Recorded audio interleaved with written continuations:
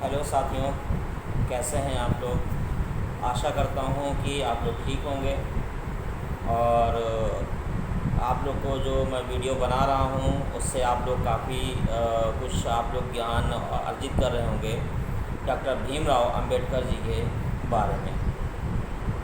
तो मैंने आप लोगों को जो बताया था वो उनसे शिक्षा और शादी से जुड़ी हुई कुछ अहम बातें मैंने बताई थी एपिसोड नंबर 7 में। आज जो मैं बताने जा रहा हूँ उसी के आगे मैं फिर से आपको आगे बताना चाह रहा हूँ। एक दुखद घटना हुई थी उनके जीवन में जो बहुत ही उनको परेशान की। जनवरी सन 1913 में भीमराव ने मुश्किल से ही 15 दिन काम किया होगा कि उसे बॉम्बे से एक तार मिला। तार मतलब जो है एक जिसको कह सकते हैं लेटर मिला, पत्र मिला कि उनके पिता की हालत चिंताजनक है। चिंताजनक मतलब परेशान है, मतलब बहुत ही बीमार हैं। वे बड़े चिंतित हुए और बॉम्बे चल दिए। नौकरी की 8 दिन की तनख्वाह ही उन्हें मिल पाई थी। यानी जो वो नौकरी करने आए थे बड़ौदा महाराज के वहाँ, तो उन्हें 8 दिन की ही तनख्वाह उन्हें मिल पाई थी। मार्ग में सूरत, जब वो रास्ते जा रहे थे तो मार्ग में सूरत रेलवे स्टेशन पर अपने पिता के लिए बर्फ़ी, यानी कोई भी बेटा होता है जब वो कहीं से बाहर कमाने जाता है तो घर की ओर जब आता है तो क्या करता है, वो अपने माँ बाप के लिए क्या करता है, अपने माँ बाप के लिए कुछ ना कुछ खरीदता है। जब काफ़ी दिनों बाद आता है तो पिता के लिए बर्फ़ी खरीदने के लिए नीचे उतरे, पर उस चक्कर में गाड़ी चल दी। जैसे ही वो खरीदने को उतरे तो गाड़ी चल दी। वे दूसरे दिन बॉम्बे पहुँचे, यानी वो दूसरे दिन बॉम्बे पहुँचे। घर पहुँचने पर उनके पिता की हालत बिगड़ी हुई थी। स्थिति को देखकर उनके हृदय पर ज़बरदस्त आघात हुआ। मतलब देखा कि हमारे पिता बीमार हैं तो बहुत ज़्यादा परेशान हुए।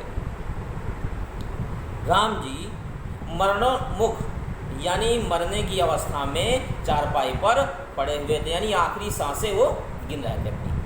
परिवार के सभी सदस्य उन्हें घेरे हुए थे। यानी जब कोई इस तरह की हालत में होता है तो परिवार अमूमन सभी परिवार के लोग जो इस तरह की हालत में होता है उसको घेर के ही बैठते हैं। सभी की आंखों में लगातार आंसुओं की झड़ी, यानी लगातार आंसू बह रहे थे। सूबेदार जी की आंखें अपने प्रिय पुत्र की ओर मुड़ी और अपना ममतामय हाथ उनकी पीठ पर फेरा। तो कुछ देर बाद भीम की ओर एकटक देखते रहे और फिर वो सदैव के लिए चिर निद्रा में सो गए। यानी उनको मौत आ गई, वो मर गए। तो फिर वो भीमराव के दुख कट, यानी उनके लिए बहुत बड़ी परेशानी इस वक्त आई कि जब उनके पिताजी इस दुनिया से चले गए। वो एकटक देखते रहे और फिर उनके दुख का ठिकाना न रहा, फूट फूट कर रोने लगे। सूरत स्टेशन पर उतरने का उन्हें बड़ा पश्चाताप हुआ। यानी वो ये सोचने लगे कि अगर मैं आज सूरत रेलवे स्टेशन पर ना उतरता तो शायद मैं आज अपने पिता को अच्छे से कुछ बातचीत कर सकता था। किसी के शब्द उन्हें सांत्वना नहीं दे पाए, यानी किसी के शब्द, यानी उनको कोई भी उन्हें समझा ना सका। 2 फरवरी सन 1913 ईस्वी को भीमराव अंबेडकर जीवन में बड़ा बुरा दिन था, वे कभी नहीं भूल पाए। यानी 2 फरवरी सन 1913 को उनके पिता को मौत आई थी, यानी उनके पिता मर गए थे। तो ये बड़ी दुखद घटना थी उनकी ज़िंदगी में। तो अब आगे और बढ़ते हैं। सूबेदार राम जी जो मान लो जीवन परिश्रम पर्यंत, यानी हमेशा परिश्रमी रहे, मितव्ययी रहे, अनुशासित रहे और भक्त और प्रेरक बने रहे, दूसरों के लिए प्रेरणा का स्रोत बने रहे। वे आयु में वृद्ध, धन से ऋणी, किंतु अपने समाज, राष्ट्र और मानवता के लिए अनुकरणीय चरित्र छोड़कर मृत्यु को प्राप्त हुए। यानी अपने समाज में ऐसी चीज़ें छोड़ के गए थे कि उनका समाज इन चीज़ों को ले और आगे बढ़े। ये चीज़ें वो समाज में छोड़ गए थे। राम जी जो डॉक्टर भीमराव अंबेडकर के पिताजी थे ने अपने होनहार पुत्र में असीम साहस और धैर्य का संचार किया था। संचार मतलब उन्हें धैर्य दिया था कि धैर्य से हर जहाँ इस तरह की कोई भी कठिनाई आए वहाँ पे धैर्य से काम लेना, और असीम साहस यानी हिम्मत कूट कर भर दी थी। सांसारिक प्रलोभन से दूर हो रहने तथा आध्यात्मिकता में डूबने की शक्ति प्रदान की। उन्होंने अपने पीछे ऐसे पुत्र रत्न को छोड़ा था जो जीवन भर कड़ा संघर्ष करता रहा और अपने समाज को अपने विचारानुसार मोड़कर पद दलित मानव समाज का उद्धार किया, जिसके कारण आज हम लोग पढ़ने का हमें राइट मिला, का बहुत सारी चीज़ों को करने का राइट मिला, वरना इन सब का हक हम लोगों को नहीं हुआ करता था। भारत और समस्त मानव दुनिया के लिए रामजी सूबेदार जी, जो डॉक्टर भीमराव अम्बेडकर जी पिताजी थे, कि यह सर्वोच्च यानी बहुत अच्छी, यानी बहुत कह सकते बहुत अच्छी देन है। उनका त्यागी कर्मठ व्यक्तित्व सबके लिए अनुकरणीय हमेशा याद किया जाएगा।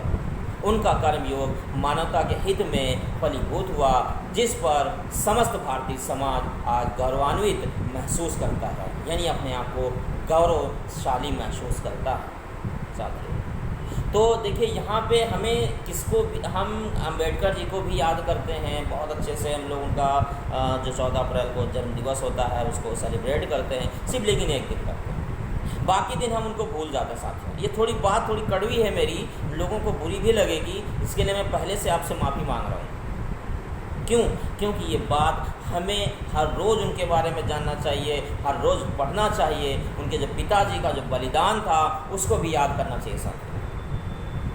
इन चीज़ों को जब हम याद करेंगे, जब अपने जो हमारे समाज सुधारक थे उनको जब हम पढ़ेंगे, उनको जानेंगे, रोज़ को रोज़ हम घर में बैठ के पढ़ेंगे और अपने घर वालों को बताएंगे उनके बारे में, तो हमारे घर में हमारे समाज में बदलाव आएगा साथियों।